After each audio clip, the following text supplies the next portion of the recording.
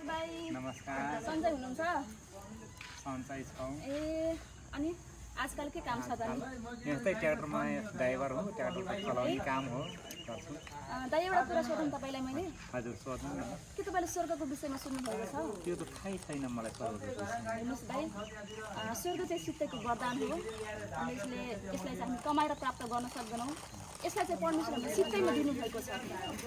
अनि परमेश्वरले चाहिँ को धनी को गरिब केही पनि भिन्नता नछुट्याइकन समान रूपमा परमेश्वरले धनी गरिब कालो गोरो घोचो पुड्को होइन मोटो पातलो सबैलाई केही पनि भिन्नता नगरिकन सबैलाई एउटा समान अधिकार दिनुभएको छ। अनि स्वर्ग चाहिँ हामीले प्राप्त हामीले गर्न सक्छौँ।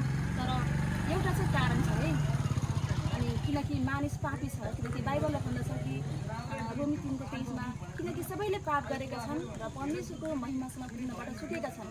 अनि हामी र तपाईँ चाहिँ हामी मानिस जाति सबैले पाप गरेको कारणले गर्दा हामी चाहिँ स्वर्ग हामी जान सक्दैनौँ।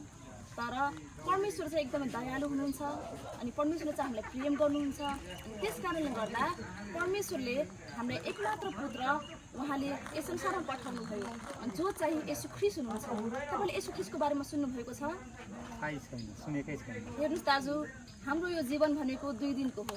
हामी एकचोटि संसारमा आउँदाखेरि हामी आमाको कोखबाट हामी जन्म लियौँ। तर हामीले अनन्त जीवन पाउनलाई हामी नयाँ जीवन पाउनलाई हामी चाहिँ येशू ख्रीष्टमा विश्वास गर्नुपर्दछ।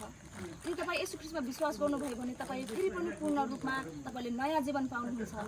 यदि हामी यो संसारबाट हामी बिदा भए तापनि हाम्रो फेरि पनि आत्मा चाहिँ हाम्रो स्वर्गमा जानेछ। अनि त्यस कारणले गर्दा परमेश्वरले हामीलाई स्वर्ग दिनुभयो। अनि स्वर्ग जानको निम्ति उहाँले आफ्नो पुत्रलाई पठाउनु भयो। जस पुत्रमाथि हामी विश्वास गरेर हामी स्वर्ग हामी जान सक्छौँ। अनि त्यसको लागि हामीले के गर्नुपर्छ त दाइ भन्दाखेरि हामीले विश्वास गर्नुपर्दछ। विश्वासको विषयमा हामीले बाइबलबाट हामी केही कुरा सिक्न सक्दछौँ।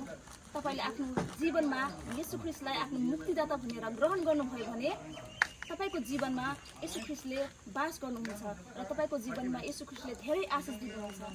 हेर्नुहोस् दाइ, हामी आजको जीवनमा हामी संसारमा हेऱ्यौँ भने धेरै समस्याहरू छन्। अनि हामीले बेलैमा आजको दिनमा हामीले विचार गऱ्यौँ भने हाम्रो जीवनलाई हाम्रो मरेपछि हाम्रो आत्मालाई हामी कहाँ लैजाने त? 2टा बाटो छ, एउटा स्वर्ग अनि एउटा नर्क। अनि त्यस कारणले दाइ, यदि तपाईँ पनि स्वर्ग जान चाहनुहुन्छ भने तपाईँ पनि येशू ख्रीष्टमा विश्वास गर्नुहोस्। तपाईँले पनि यो नयाँ जीवन पाउनुहुन्छ। बुझ्नुभयो दाइ? बुझ्नु त बुझ्यो। स्वर्ग चाहिँ अवश्य पुर्याउँछ यसको विश्वास गऱ्यो भने। अवश्य पुर्याउँछ। किनकि बाइबलले भन्दछ जो चाहिँ पुत्रमाथि विश्वास गर्छ त्योसँग चाहिँ अनन्त जीवन छ। हेर्नुहोस् दाइ, स्वर्ग जाने बाटो एक मात्र छ, त्यो चाहिँ येशू ख्रीष्ट हुनुहुन्छ। तपाईँले येशू ख्रीष्टमा विश्वास गर्नुहोस् अनि उहाँले हाम्रो अनन्त जीवनको